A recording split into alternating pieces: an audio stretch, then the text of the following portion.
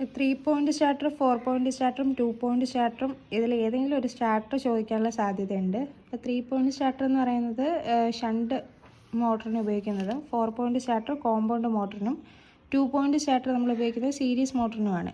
അപ്പോൾ 3 പോയിൻ്റ് സ്റ്റാർട്ടറിനകത്ത് ആ പേര് പറയും പോലെ 3 പോയിൻറ്റ്സ് ഉണ്ട്, L, F, A.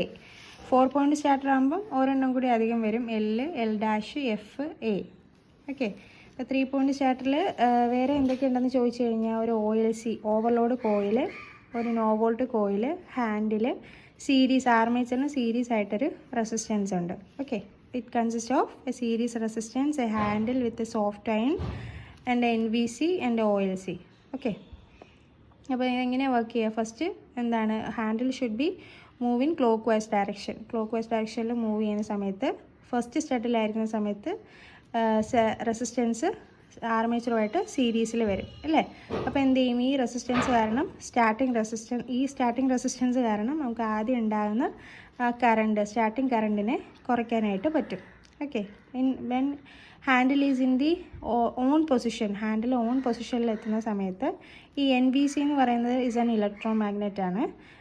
അപ്പോൾ ഇതൊരു ഇലക്ട്രോ മാഗ്നറ്റ് ആയതുകൊണ്ട് തന്നെ ഇതെന്ത് ചെയ്യും, ഇത് മാഗ്നറ്റായിട്ട് ഈ സോഫ്റ്റ് അയണ് ഇവിടെ ഹോൾഡ് ചെയ്ത് വെക്കും. അപ്പോൾ ഹാൻഡിൽ ഓൺ പൊസിഷനിൽ തന്നെ ഫിക്സ്ഡ് ആയിട്ട് ഇരുന്നോളും. ഓക്കെ.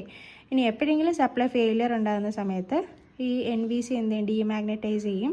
അപ്പോൾ ഹാൻഡിൽ തിരിച്ച് ഓഫ് പൊസിഷനിലോട്ട് വരും. ഓക്കെ. NVC അതിന് വേണ്ടിയിട്ടാണ് ഉപയോഗിക്കുന്നത്. ഇനി OLC എന്ന് വെച്ച് കഴിഞ്ഞാൽ ഒരു ഓവർലോഡ് കോയിലാണ്. എപ്പോഴാണോ ഓവർലോഡ് അധികമായിട്ട് ലൈനിൽ കൂടെ കറണ്ട് വരുന്നത്, ലൈനിലാണ് OLC കണക്ട് ചെയ്തിട്ടുണ്ടാവുക. അപ്പോൾ OLCയിൽ അധികമായിട്ട് എപ്പോഴാണോ കറണ്ട് വരുന്നത് ആ സമയത്ത് ഈ പ്ലഞ്ചർ എന്ത് ചെയ്യും, ഈ കണക്ഷനുമായിട്ട് ചേർന്നിട്ട് OLCയിലെ ആ കോണ്ടാക്റ്റ് വിടിയിക്കും. OLCയിലല്ല NVCയിലെ കോണ്ടാക്റ്റിനെ വിടിയിക്കും. അപ്പോൾ അവിടോട്ട് കറണ്ട് പോവില്ല, അത് ഡീമാഗ്നറ്റൈസ് ചെയ്യും. ഈ ഹാൻഡിൽ തിരിച്ച് ഓഫ് പൊസിഷനിലോട്ട് പോകും.